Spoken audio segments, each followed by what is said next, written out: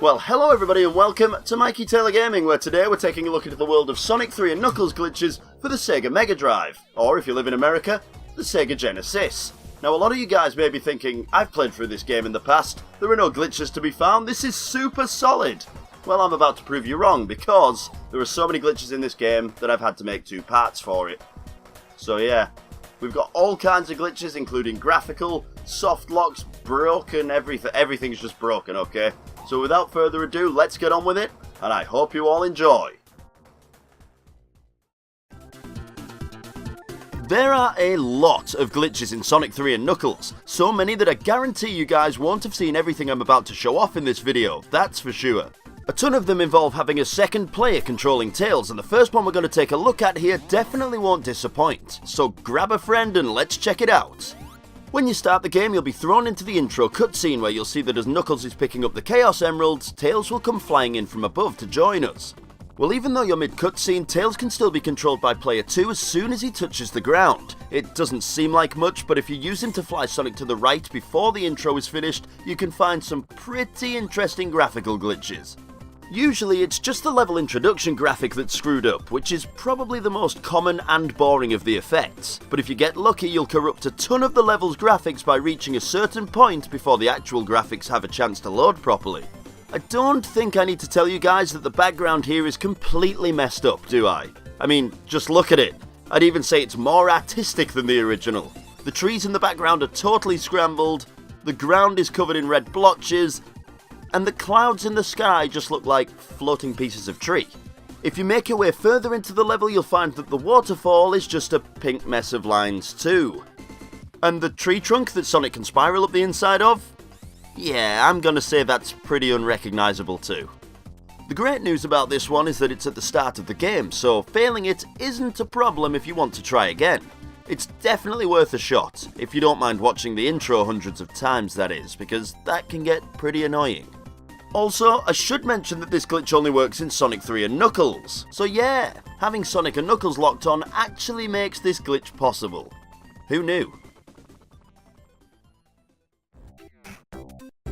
I'm sure that everyone who's played this game has messed around with the wheels that are found in Carnival Night Zone, and it turns out that they have some pretty weird physics compared to anything else found in the game. When Sonic stands on one and runs around, his gravity is changed to point towards the centre of the wheel, which is what lets him run around the outside without falling off. But there's a way to apply this gravity in any direction, even if he's not on the wheel, making for some really awkward gameplay, as you can imagine. All you've got to do to activate it is bounce off this clamor enemy near the start of the level and use the balloons to make your way over to the wheel with 3 ring boxes below it, and straight away you'll be able to see that something isn't quite right here. If Sonic touches the wheel like this, its gravity properties will be transferred over to him without locking him onto it, so anytime he walks off a ledge he'll drop very, very quickly, like maximum gravity quickly. You'll be happy to know it doesn't only affect walking off ledges onto the ground either. You can spin dash up half pipes and land on other walls and ledges in the level to explore it in new ways, including upside down walking, sideways falling, and if you feel like it, just falling through the entire level and dying sometimes. Getting hit by enemies or hazards doesn't stop this glitch from working, but pressing jump will cancel the glitch and turn the gravity back to normal. But why would you want to do that though? This is never boring to mess around with. Next up is absolutely 100% the most difficult glitch you guys are going to see in this video, and it's called Laser Skip. In Flying Battery Zone Act 2, you'll remember this easy mini-boss where you're stuck in a room with a laser. Well, using a precise trick, you can glitch your way past the barrier on the right and carry on to the actual final boss of the level, hence the name Laser Skip, of course. To do it, you have to charge up a spin dash towards the right-hand barrier that's blocking you from exiting. Then, as soon as you touch that barrier, do a one-tap spin dash and another instantly. With the right timing and execution, which by the way is absolutely ridiculous, you'll have escaped the barrier and can carry on to the end of the level like normal, with a few minor graphical glitches where sprites and objects haven't had the right graphics loaded in yet. The graphics will change back to normal just as you get to the final section where you're raised up into the boss area, and I know I've said it a few times already, but this one is hard. Even using an emulator with frame advance, I found this hard to pull off. So I'm pretty sure that only speedrunners have the reaction time to get it right in real time. Trust me, I tried for about 2 hours to get this, and failed every time.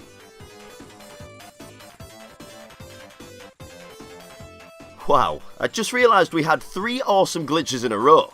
Well, I think we should fix that with a couple of short and sweet ones, don't you? Staying in Flying Battery Zone, you can find a group of rings that don't work in the right way about halfway through the level in one of the outside sections. Oddly enough, if you use Tails to fly above the rings, he can't collect any of them if he has the lightning shield activated.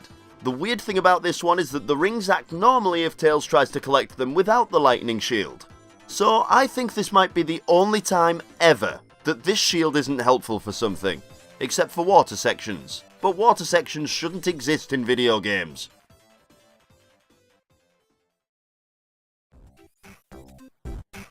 Okay, let's head back to Carnival Night Zone for an easy one.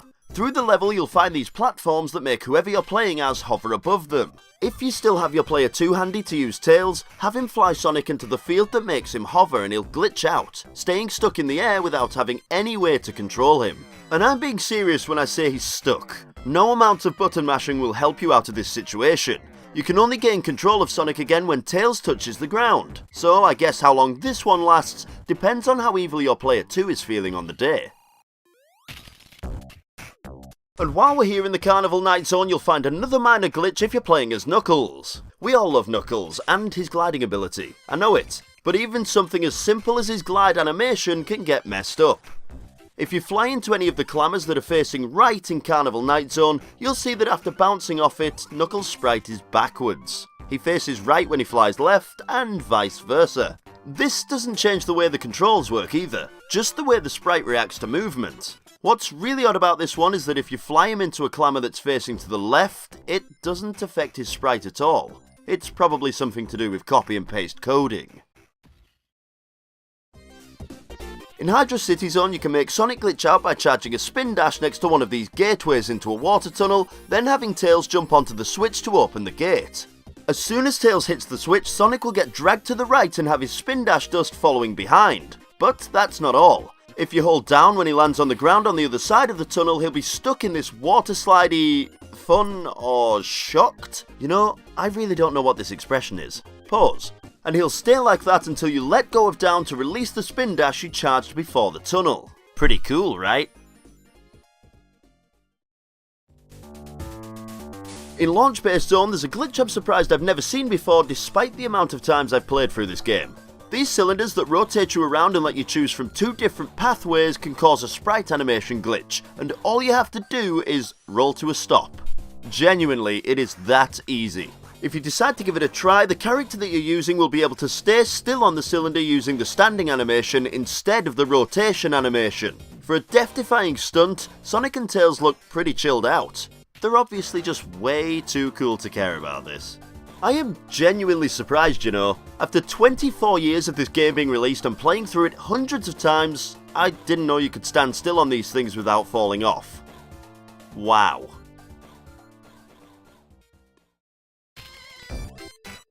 There's another super easy glitch to try out in, you guessed it, Carnival Night Zone, on the strange platforms that I used to think were full of raspberry or strawberry jam or something. I mean, look at it! Someone tell me what it is so I know after 24 years.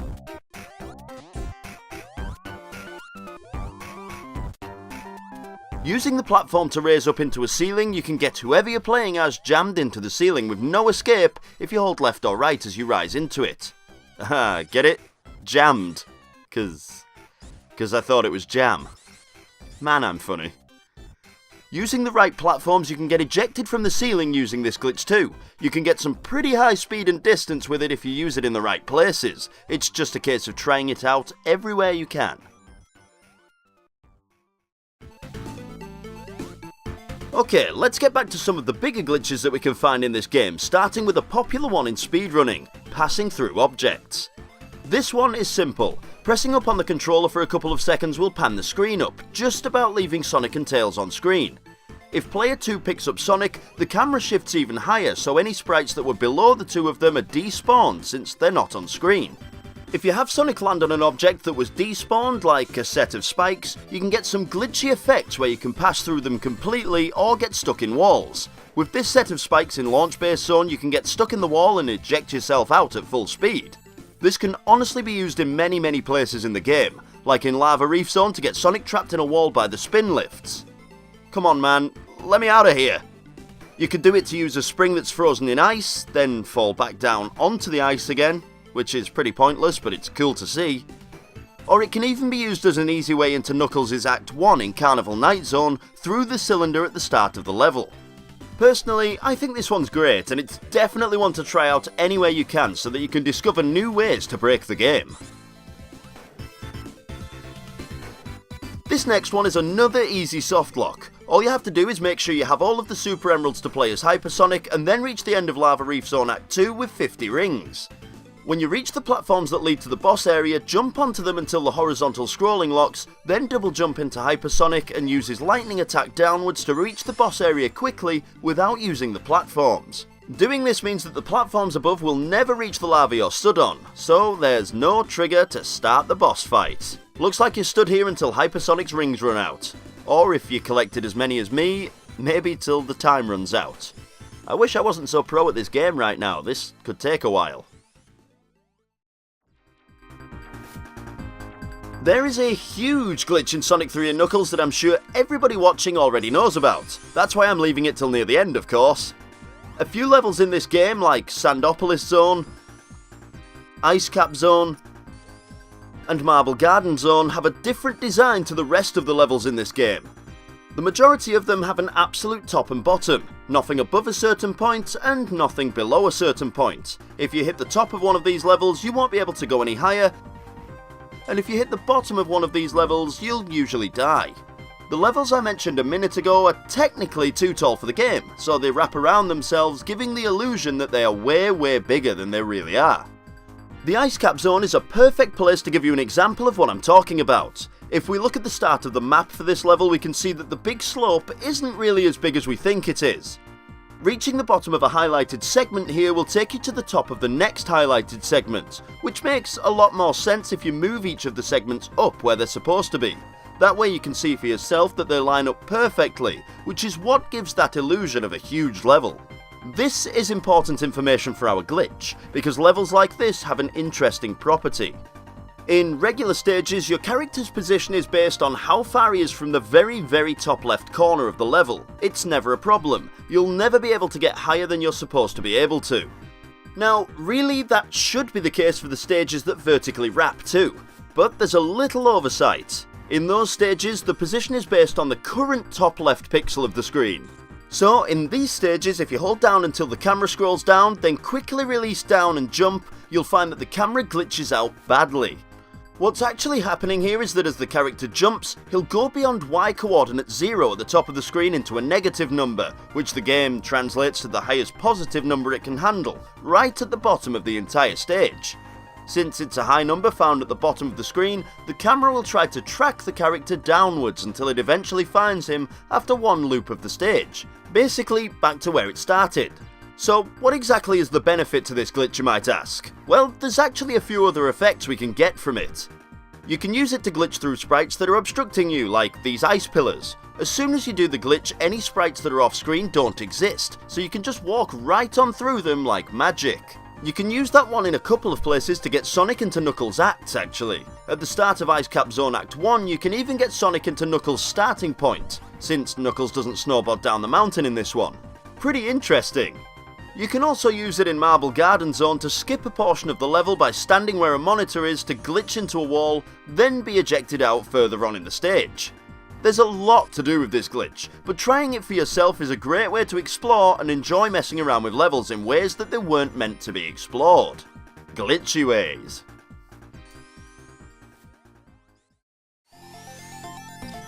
There's even an easy softlock to find in the Hidden Palace Zone if you have someone controlling Tails as player 2 again. Make your way through the level until you get close to the Knuckles mini-boss, and instead of running into it at full speed, keep walking until the screen pans up like the fight is about to begin.